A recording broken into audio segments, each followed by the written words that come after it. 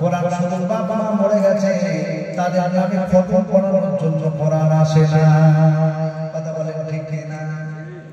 বাপ আতার মাঝে যখন খাবি কাটছে ইমাম সাহেবকে ডেকে বলবেন শুনাই আসে মাতার কাছে বসে কোরআন পড়লে উপকার হবে। মৃত্যু যন্ত্রণা কি হবে? আসান হবে, আসানের সঙ্গে মওত হবে। কিন্তু কোরআনের জন্য আসে নাই, কোরআন এসেছে নিজের জীবন পরিচালনা করতে হবে কোরআন নিয়ে। কথা বলেন ঠিক কি না? সারা জীবন কোরআনের বিরোধিতা করেছে, কোরআন মানে নাই, কোরআন জানে না, কোরআন পড়ে না। আর মরার সময় যদি তার মাতার কাছে কোরআন পড়া হয় ওই কোরআন কি হবে? জীবনে কোরআন দিয়ে জীবন পরিচালনা করে নাই। যারা কোরআন দিয়ে জীবন পরিচালনা করবে তাদেরকে কি করবে? কোরআন কিয়ামতের দিন সুপারিশ করবে। জোরে বলুন সুবহানাল্লাহ। তো যে কথা বলছেন কোরআন হলো বিজ্ঞানময় কোরআন।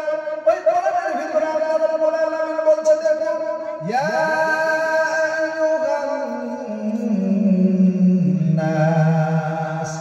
ভালো ভালো শব্দটা শোনো। আল্লাহ রাব্বুল আলামিন বললেন ইয়া আইয়ুহান নাস। এখানে কি বললেন না ইয়া আইয়ুহাল্লাযীনা আমানু? এখানে বললেন না আল্লাহ রাব্বুল আলামিন নামাজীদেরকে সম্বোধন করে, হাজী সাহেবকে সম্বোধন করে, গাজী সাহেবকে সম্বোধন করে বললেন না। কোরআন আগে বলেছে বিজ্ঞানময় কোরআন। কোরআন সারা বিশ্বের মানুষকে সম্বোধন করে বলছেন ইয়া আইয়ুহান নাস, হে বিশ্বের মানব মণ্ডলী।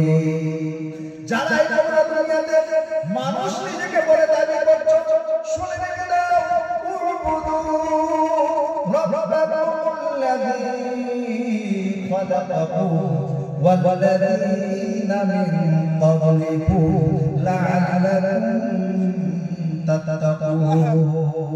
উবুদু, ওই ভাবে তোমরা উপাসনা বন্দনা করো যে রব, যে তোমার আল্লাহ রাব্বুল আলামিন তোমাকে সৃজন করেছে এবং তোমার পূর্বপুরুষদেরকে সৃজন করেছে, তোমার বাপ দাদাদেরকে তিনি সৃষ্টি করেছেন। ওই রবের জন্য তোমরা কি করো? ইবাদত বندگی করো। আর ইবাদত বندگی করে তোমরা মুত্তাকি পরহেজগার হয়ে জান্নাতে চলে যেতে পারো। বলুন সুবহানাল্লাহ। তাহলে এক নম্বর কারণ আল্লাহর কোরআনকে যদি আপনারা জিজ্ঞাসা করেন কেন আমরা আল্লাহর ইবাদত করব, কোরআন তার উত্তর দিচ্ছে কি যে তোমরা এই জন্য উপাসনা করো যে ওই রব তোমাকে সৃষ্টি করেছে। আমাদেরকে সৃষ্টি করেছেন কে? দেখুন, এটা তাওহীদের কথা হচ্ছে না, এটা ঈমানের কথা চলছে। এক বাক্যে স্বীকার করুন আমাদেরকে সৃষ্টি করেছেন কে? আল্লাহ। তাহলে ইবাদত হবে কার? জোরে বলো আল্লাহ। আল্লাহ রাব্বুল আলামিন কত সুন্দর করে বলছে, শুধু তোমাকে নয় তোমার বাপ দাদাদেরকেও কি করেছেন যে আল্লাহ তৈরি করেছেন। ওই আল্লাহর উপাসনা আরাধনা বন্দনা করো। জোরে বলো সুবহানাল্লাহ। এরপর আল্লাহ রাব্বুল আলামিন আরেকটা মোটা দলিল দিচ্ছেন, আল্লাযী জাআলা লাকুমুল আরদা ফিরাশা। ওই আল্লাহর উপাসনা আরাধনা বন্দনা করো যিনি জমিনটাকে তোমাদের জন্য বিছানা স্বরূপ তৈরি করেছেন। জোরে বলো সুবহানাল্লাহ। এই জমিনকে কে তৈরি করেছে? আরো জনে কে? আল্লাহ।